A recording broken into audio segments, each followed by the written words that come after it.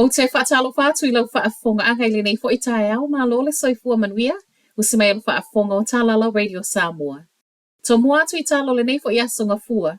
Wa malia le malo e to e whaafo I maila whainga e to e si ai tului I lunga o mō kesi o whale o loo nofo totongi e tangata. O tului nei na sui e le whainga malo o whaato a umatu tū la whono I le tausanga e lua awhe luas fun malitasi.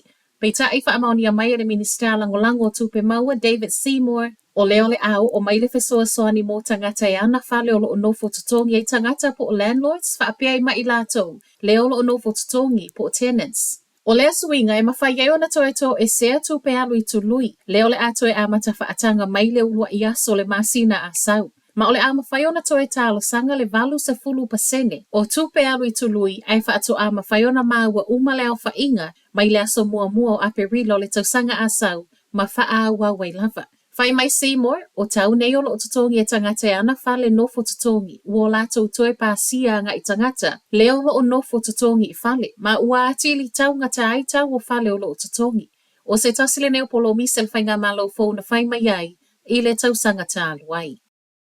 Ua fili anei le tamai tai whai pula ia Chloe Swarbrick e nate suia James Shaw, po o le isi tai le pātia le Greens. Ua to alua I nei tai tamai le Greens, Marama Davidson ma Swarbrick. O le tai au na nafi na sa waile whaamaoninga mai le pāti ma ua whaalia Swarbrick lo na nganga whaafetai sui o le pāti ona o lo lato utali tonuina o ia. E na o Swarbrick ma Alex Folks sui mo e na whaia iai le whaai unga. Ma o Swarbrick lava lea na tele na mafuli iai le langolango tangata lau tele I lungo le social media. I le whaato a sau I tu o reporti wa whaamawai shoa. Mai a shoa, e le ai se manao iai nailo Swarbrick ma o se tasi foi. E tu ma losi I suinga le lei. Mai a Marama Davidson, ua ia whaamanuia ma whaafeiloa I aloa ia Chloe lea ufai mai, o le au la ua tutu ma losi e a ngai al whainga ma lo ma suinga fou, lea e le o whaingo fia ia I lato o na talia. E le o toi mamau whaamuta le whaatu peina le malo o malanga I ngolo o whiwa I fuai whanau, ai awha le tau o pāsese mō talavo e lano le 25 tausanga. E amata aloa ia mai le whaai unga le masina a sau le suinga le nei, ma o le ato e fo ile to atele o whanau a onga whaapea talavo I le tau masani e totongi mō malanga I ngalau tele. Ma o le tele fo io a ai totono le atunu o suinga nei aloa ia mai le aso mua o le masino me. E le o a fia I le suinga le nei le pa ua pāsese o lo o fo ina mai e pule ngā nuu po councils. Lea e au fia I whanau a o ngā universite ma I lato o lo o I kolisi. E o lava fo I tangata mātutua ma I lato I community services cards e tu mau lava le afo pāsese e pei o na masani ai. Ua sa wai ma le whautuanga I le toa tele, e siaki pe le whaamata o mawhai o na e anga wa ai community services cards ina ia mawai pea, lea fesoa swani. Ai motu pulanga I kalai estete ua ripotia e tu mau lava le na o le afa o le tau o pāsese totongi, po o le lava le afa a wau lea whaamama a venga e ui le swinga o whai mai le malo.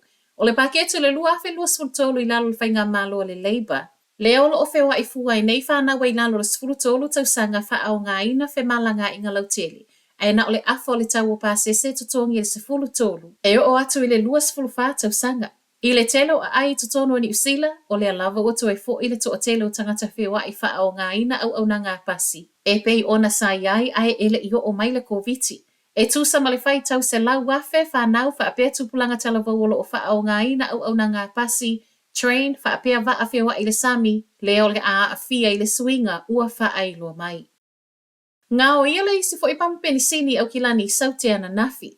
Te ole tu lai lua I le waweao le ana tata e le au ngā ui wha malama. Ai ulu whale wha malosi I totono le pampeni sini Weymouth Road I Manarewa. To atasi le tangata whai ngā luenga sa ngā lua I lea taimi, ma e wha awhitaia e le I wha manu alia ai. O le oso wha inga na nafi, o le ono a I leo ngā o ia pamupeni sini I au kilani I totono le vaiaso. Mai leo lo mata I tūpea e sui o le ofisa pamupeni sini ai maise lava I nofoanga e tatala luas fulmalwhai tū la. Whai watu I tala mai Afrika, to aiva tangata mali liu, a e tau fia le isi fitus fulmalivalu I whale mai ona o le lau mei na o lato tau mawhaina. O le lau meo se tasilo ma oi o tangata sensa bai le moto ben bai Tanzania I Afrika I sae, peitai, o le ua a fia I soifua ma mai ona ua ona na. O le to aiva wa mali liu, e to avalu o tamaiti ma le tangata matua e to atasi, Ma o le tangata matua o le tinao se tasi o le whanau o lea fo'i wa ma'u mawai le soifua. Reportia le Associated Press o lea wa uma so esu enga na whaia ma wha mau ni ai o le lau mei lea na o lātou tau ma whaina le pongai. Wala pata i ai nei matangata o le motu e aua ne i toi tau ma whaina se lau mei.